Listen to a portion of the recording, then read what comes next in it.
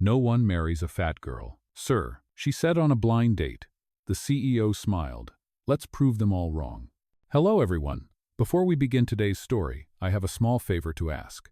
Please hit subscribe and turn on the notification bell so you never miss our channel's new videos.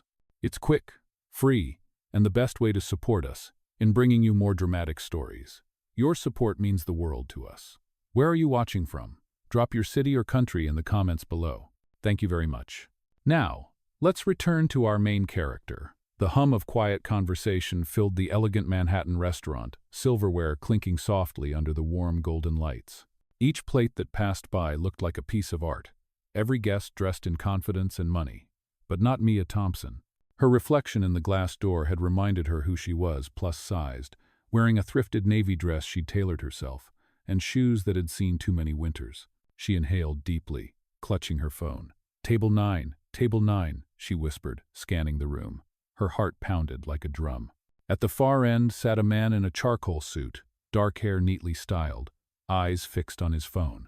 That had to be him, John, her blind date from the app. Okay, Mia, just breathe. She squared her shoulders and approached, trying to ignore the anxious tremor in her hands. Hi, you must be John, she said with a nervous smile. The man looked up, startled. His name wasn't John, it was Ethan Cole, though she couldn't have known. His meeting had been canceled last minute, and now this woman, this refreshingly unpolished stranger, was sitting across from him, cheeks pink with hope and fear.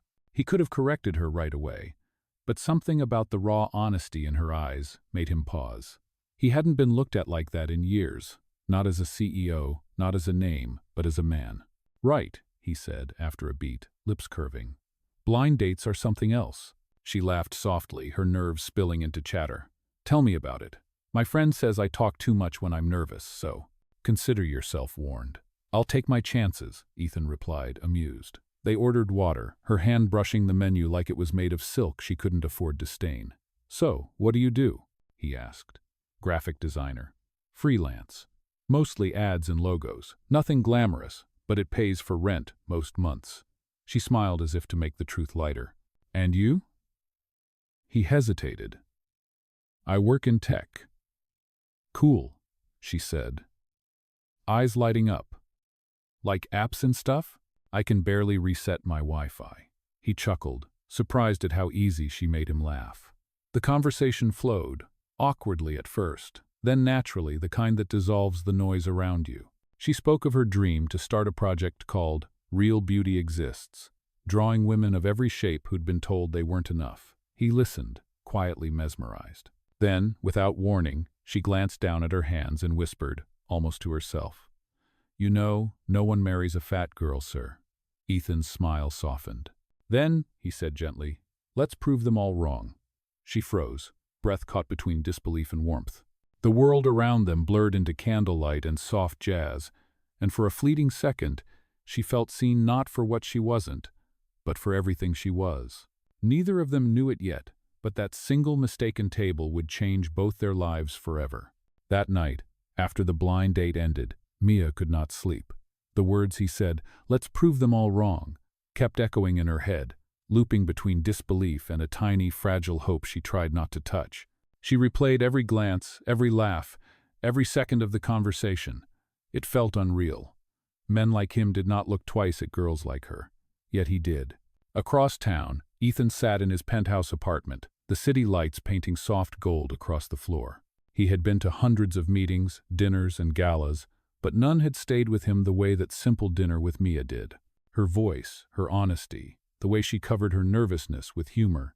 Everything about her felt disarmingly human in a world that had forgotten how to be. He had planned to tell her the truth, that he was not John from the dating app, but Ethan Cole, CEO of Vision Media.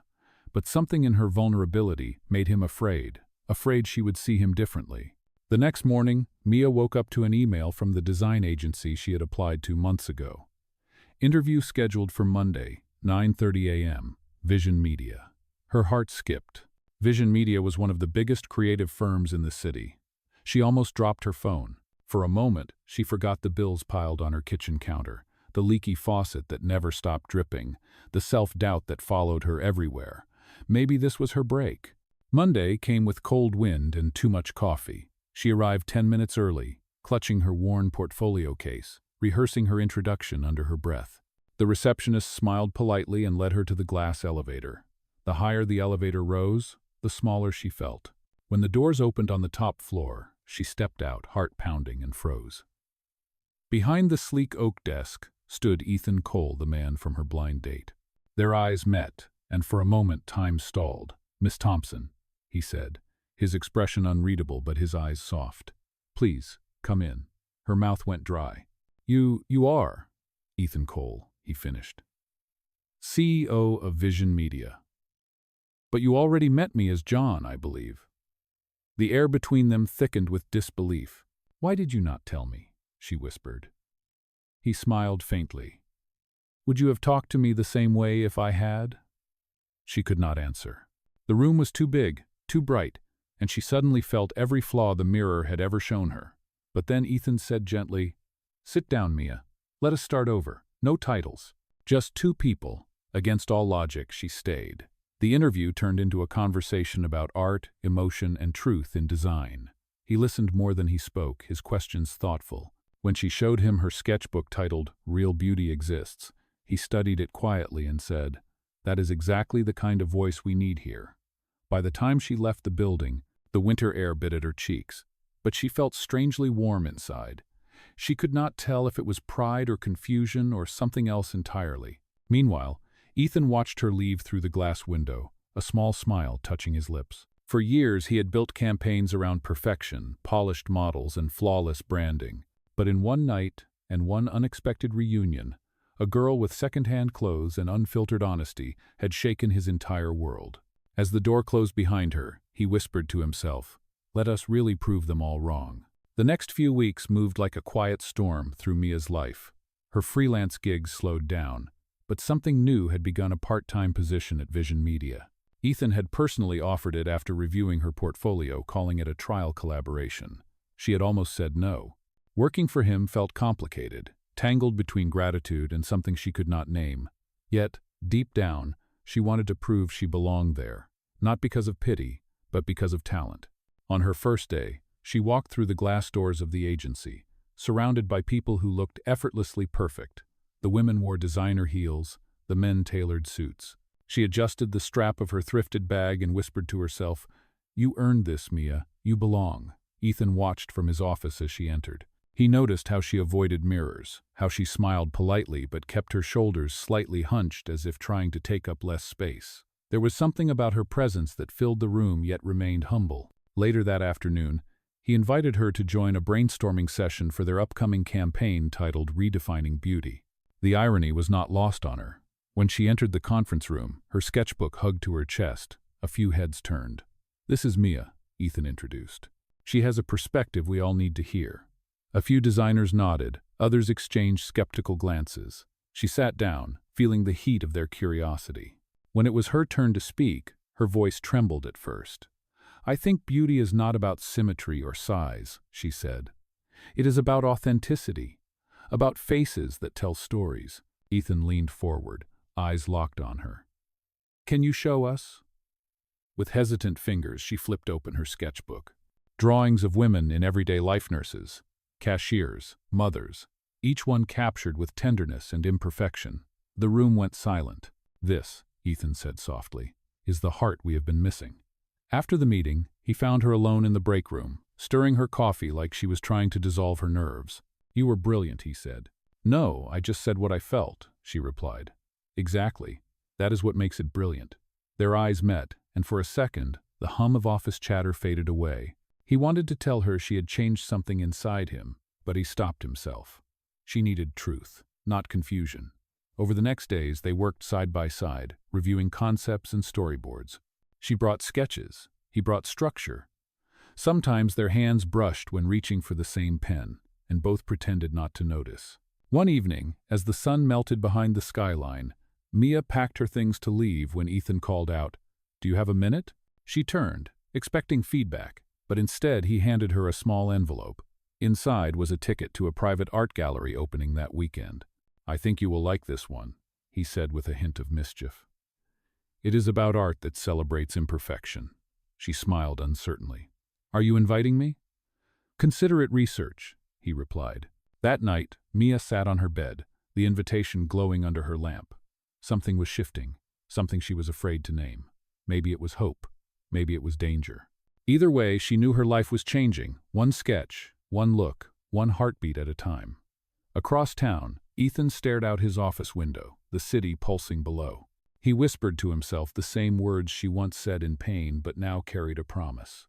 "No one marries a fat girl, sir," she had said. "Then let us prove them all wrong," he murmured again, but this time it sounded less like defiance and more like faith. Saturday arrived with an early spring chill and a gray sky that smelled faintly of rain. Mia stood outside the small gallery Ethan had invited her to, clutching her coat closed and trying to calm the flutter in her stomach. Through the wide glass windows, she could see soft lights reflecting off paintings and sculptures, and the kind of crowd that spoke in low, practiced tones. She hesitated before stepping inside, feeling every insecurity whisper back at her. Then she saw him, Ethan, in a black suit that fit as if the fabric had been born on him. He turned when she entered, his smile genuine and easy. "You came," he said, as if he had been waiting. "You invited me?" she replied, her voice teasing but nervous. He offered her a glass of sparkling cider and led her through the exhibit. The theme was imperfect forms, a celebration of art shaped by flaws and accidents. One sculpture, made from cracked glass and melted metal, caught Mia's attention. "It is beautiful," she said softly. "Because it is broken?" Ethan asked. She nodded. "Because it survived." He looked at her, and for a moment the room around them disappeared. "That is exactly what you are, Mia. Beautiful because you survived." Her breath caught, and she looked away, pretending to study the next piece. Later, as the evening grew quieter, they stepped out onto the small terrace overlooking the city. The wind played with her hair, and she tucked a strand behind her ear. "I do not belong here," she admitted, her voice barely above a whisper. "Look at these people. They belong." "Mia," Ethan said, his tone firm but kind, "you belong anywhere your heart does. You just forgot to believe it." The silence that followed was soft, not awkward, just filled with everything neither of them dared to say. When he finally drove her home, she thanked him for the evening. "It was not a date," he said with a half-smile. "It felt like one," she answered before realizing she had said it aloud. He chuckled, a sound so warm it almost hurt. "Then I am glad it did." She stepped out of the car, her heart thudding like a quiet drum, and for the first time in years, she smiled at her reflection in the lobby window. Over the next week, things at work felt lighter. Ethan and Mia became an unspoken team, finishing each other's ideas and laughing in stolen moments between meetings. But not everyone at Vision Media liked it. Whispers began about favoritism, about the CEO's sudden interest in the new girl. One afternoon, as Mia walked into the break room, the laughter stopped. Two employees looked up from their phones, their smiles sharp. "So that is her," one murmured. "The charity case." Mia froze. Ethan walked in a moment later, sensing the tension. "Is there a problem here?" he asked evenly. The women muttered excuses and left, leaving silence in their wake. Mia's throat tightened. "You should not have done that," she said. "Now they will think I am weak." "They will learn you are stronger than all of them," Ethan replied. "Do not let them define you." She wanted to believe him. That evening, when she got home, she opened her sketchbook and drew until the lines blurred. At the bottom of the page, she wrote, "Strong because I had to be." Across town, Ethan stared at her profile on the company site, her photograph small and simple, yet magnetic. He knew the rumors would grow, but he also knew something deeper. This was no ordinary connection. She had entered his life by mistake, but maybe mistakes were just destiny wearing a disguise. The weeks that followed were a blur of deadlines, laughter, and late nights at the Vision Media office. Ethan and Mia had fallen into a rhythm that felt effortless. He handled the big strategy. She brought heart and humanity to every concept. Their teamwork turned the redefining beauty campaign into something extraordinary, something that made even the most skeptical executives pause. But outside of work, something else had begun to stir, something neither of them could ignore. One night, after another long meeting, Ethan offered to walk her to the subway. The streets shimmered from a recent rain, neon lights painting the puddles in gold and crimson. "You should not have to take the train this late," he said. "I have done worse," she replied with a smile. "Besides, the train gives me time to think." "About what?" he asked. She looked at him, the city lights reflected in her eyes. about how strange it feels to be seen. He stopped walking, his voice low. You deserve to be seen, Mia. For a heartbeat, neither moved. Then she laughed softly, breaking the tension. Careful, Ethan. You sound like a man who means it. Maybe I do, he said quietly. She pretended not to hear, but her heart did. The next morning, Ethan called a company-wide meeting. The Redefining Beauty project had been chosen for a major national award. Cheers filled the room, but Mia stayed silent, her hands trembling with disbelief. When Ethan looked her way, she smiled shyly, mouthing, "Thank you." That night, she celebrated alone with a slice of cheap cheesecake from the corner bakery, thinking about how far she had come. The next day, Ethan surprised her with a visit to her small apartment.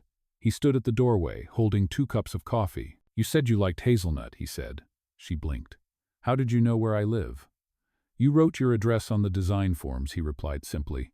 The place was small but warm, filled with sketches taped to the walls. He looked around, fascinated by how personal everything felt. On the kitchen table sat her old sketchbook, open to the page that read, "Strong because I had to be." He touched the edge of the page carefully. "That line should be in the campaign," he said. "It is the soul of it." "It is not perfect," she murmured. "Neither is life," he answered. For the first time, she let herself laugh freely, without hiding behind politeness. They spent hours talking about childhood dreams, broken things, and how the world demanded perfection while forgetting kindness. When he finally left, he turned at the door and said, "You know, Mia, I am starting to think mistakes are just miracles waiting to be understood." She stood in the doorway long after he was gone, heart pounding, trying to memorize the echo of his words. The following week, gossip at the office grew louder. Whispers followed her like shadows. One executive even hinted she got special treatment. Mia tried to ignore it, burying herself in work, but Ethan noticed. Late one evening, he found her at her desk, eyes tired but determined. "You do not have to prove anything to them," he said. "I am not doing it for them," she replied. "I am doing it for me," he smiled. "Good. That is what makes you different." She looked up at him and said softly, "Different does not always mean accepted." He stepped closer, his voice gentle. "Then we will change what accepted means." In that moment, something unspoken passed between them, something honest, fragile, and dangerous. And for the first time, Mia realized she was not afraid of being seen anymore. The night of the award ceremony arrived faster than Mia could prepare for it. Vision Media's Redefining Beauty campaign had made national headlines, and tonight they were being honored at the Grand Metropolitan Hotel downtown. The lights, the red carpet, the photographers, it all felt like another universe. Mia had spent the last of her savings on a simple black dress. Nothing fancy, but it fit her just right. When she looked in the mirror, she saw not perfection but peace. Her hands trembled as she adjusted her hair, whispering to herself, "You belong here." At the venue, Ethan was already surrounded by reporters and executives. Cameras flashed, names were called, and compliments poured in. But when Mia walked in, the noise seemed to fade. The crowd's chatter softened as she entered, her confidence quiet but radiant. Ethan turned, his breath catching for a second. "You look," he began, searching for the right word. "Like myself," she said with a smile. He laughed, eyes warm. "Exactly." During the dinner, she sat beside him, trying to stay calm while the stage lights glowed across the ballroom. The event host soon took the microphone. "Tonight, Vision Media wins the Excellence in Campaign Impact Award for redefining how we see beauty in modern media. Please welcome CEO Ethan Cole and his lead designer, Mia Thompson." The applause felt thunderous. Mia followed Ethan to the stage, her heart racing. As he spoke, he turned slightly toward her. "This campaign started as an idea," he said, "but it became a movement because of someone who reminded us that real beauty exists in honesty, in courage, and in imperfection. Mia, this belongs to you as much as it does to me." The audience cheered, cameras flashing again. Mia blinked back tears, whispering, "Thank you." But as they stepped down from the stage, a voice from the crowd pierced through the applause, a journalist's question loud enough for everyone to hear. "Mr. Cole, is it true you are romantically involved with your designer?" That would explain her promotion. The air froze. Murmurs rippled through the audience. Mia's face went pale, her hands gripping the award like a lifeline. Ethan's jaw tightened. "That is not appropriate," he said sharply, but the whispers had already begun. Later that night, outside the hotel, Mia pulled away from him. "I cannot do this, Ethan. she said, tears threatening. They are right. I do not belong in your world. They are wrong, he insisted. You earned everything on your own. Maybe, she said, voice shaking, but no one will ever believe it. She turned and walked away before he could answer, her heels clicking against the wet pavement. The next morning, social media exploded with photos from the event headlines twisting the story, reducing her work to scandal. She turned off her phone and buried her face in her hands. At the office, she avoided everyone, focusing on projects, ignoring calls from Ethan. Days passed like that, quiet, heavy, and lonely. One evening, as she was leaving late, she found a note on her desk. It was handwritten, the ink slightly smudged. You once said no one marries a fat girl. You were wrong. The world may judge, but I will never let their voices decide who you are. Meet me Friday at the gallery. E. She stared at it for a long moment, torn between anger and something that felt dangerously like love. That Friday, curiosity won. She went to the gallery where it had all begun, the place with cracked glass and imperfect art.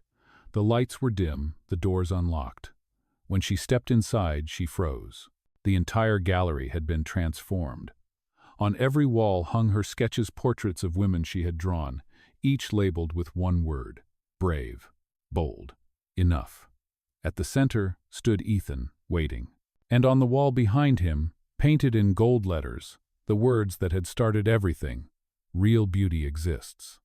Mia stood frozen in the middle of the gallery, the quiet hum of the lights blending with the sound of her own heartbeat. Every wall shimmered with her art, her handwriting, her story. She felt both exposed and seen in a way she never imagined possible. You did this? She whispered, turning to Ethan, her eyes wide with disbelief. Every piece, he said softly, walking toward her. Your work deserved to be where people could finally see it. But how did you even get these? You left your sketchbook in my office weeks ago, he explained. I asked our team to scan every page and print them properly. This is your story, Mia. It was never just a campaign. She shook her head, her voice trembling. You cannot just fix everything with grand gestures, Ethan. The world saw what they wanted to see. They think I am here because of you. Then let them see the truth, he said firmly. That you are here because you are brilliant. You do not understand, she said, her anger mixing with heartbreak. You get to be admired no matter what. I have to fight for every ounce of respect. He took a step closer, his tone quiet but steady. You are right. I do not know what it feels like to live under those eyes every day. But I do know what it feels like to lose something real because of fear. I will not let that happen again. She looked at him for a long moment, torn between the ache of being hurt and the warmth of being seen. Why are you doing this? She asked finally. Because, he said, his voice breaking slightly, you reminded me that love should never hide behind shame. For a few seconds, silence filled the room. Then, slowly, she walked toward one of the portraits, a drawing of a woman laughing freely, her hair messy, her arms soft and real. The label under it read, Mia. Her breath hitched. You cannot show this, she whispered. You just did. Ethan replied. You walked in here, and you saw yourself. That is all I ever wanted, for you to see what I see. Tears welled in her eyes, falling freely down her cheeks. Ethan, this is too much. It is not enough, he said quietly. Because no matter what they say, you deserve the world to know who you are. She took a deep breath, trying to steady herself. Do you really think a few drawings can change what people believe? No, he admitted. But it can change what you believe about yourself. And that is where everything begins. She closed her eyes, exhaling slowly. The anger softened, replaced by something deeper and understanding that went beyond apology or romance. You should not have done this for me, she said. I did not, he answered. I did it because of you. The lights dimmed slightly as if the room itself had taken a breath. Outside, rain began to fall against the windows, soft and rhythmic. For the first time in weeks, Mia felt her shoulders relax. You are impossible, she murmured. I have been called worse, he said with a small smile. She let out a shaky laugh, wiping her tears. You really think we can prove them all wrong? He stepped closer until their hands almost touched. I do not think, he said gently. I know. And for the first time since that night at the restaurant, she believed him. She looked around at her own art, at her own reflection in the glass, and for the first time in her life, she did not wish to look away. The gallery stayed quiet long after the rain began outside, soft drops echoing against the glass. Mia and Ethan stood surrounded by her art, a world made from lines and hope. For a moment, time felt gentle again. But the world beyond those walls had not gone silent. The next morning, photos of the exhibit spread online. People called it brave, others called it reckless. Some praised Mia for redefining beauty. Others said she was only there because of Ethan. The comments cut deep, but something inside her had changed. She no longer wanted to hide. That afternoon she called Ethan and said, "Let us face this, together."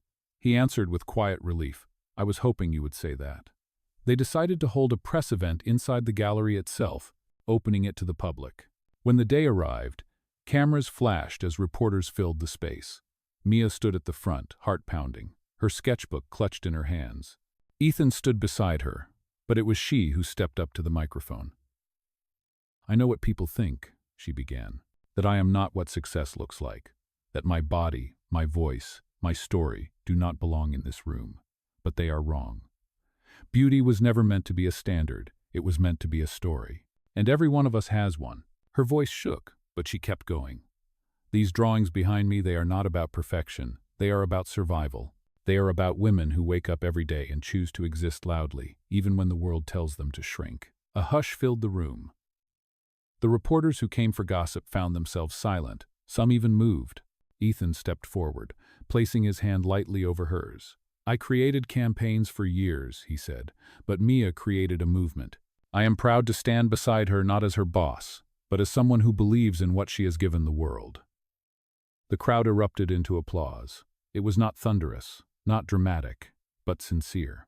After the event, people lingered to see her art again, not out of curiosity but respect. Later that evening, when the last guest left, Mia turned to Ethan. "You risked your reputation for this," she said softly. "Some things are worth risking," he replied. "You taught me that." "What happens now?" she asked. He smiled faintly. "Now we build something real. No secrets, no disguises." For the first time, she smiled without hesitation. Over the next few weeks, "Real Beauty Exists" became more than a slogan, it became a movement. Vision Media launched scholarships for young female artists, and Mia's story appeared in magazines not as gossip, but as inspiration. Still, fame had never been her goal. One quiet evening, she returned to the same park bench where she used to sketch strangers. The city buzzed around her, alive with noise and light. Ethan joined her, carrying 2 cups of coffee. "You know," he said, handing her one, "I think we really did prove them wrong." She smiled, leaning back. "No, Ethan. We just reminded them that they were never right." He laughed softly, his gaze resting on her, not with admiration but with peace. "So what is next for you, Mia Thompson?" "More stories," she said. "More truth." The wind carried her words away, and somewhere in the distance, the city lights flickered like applause. Ethan reached into his pocket and pulled out a small envelope. "Before you answer, open this." Inside was a letter, her contract offer. But instead of Vision Media's logo, it bore new words: Cole and Thompson Foundation for Real Art. She looked up, eyes wide. "You named it after me?" "After us," he corrected. "Because none of this would exist without you." She stared at him, unable to speak. For the first time, she saw what he had meant. All along, real beauty did not demand perfection. It just needed courage to be seen. The following spring, sunlight spilled across the courtyard of a small art studio in downtown Manhattan.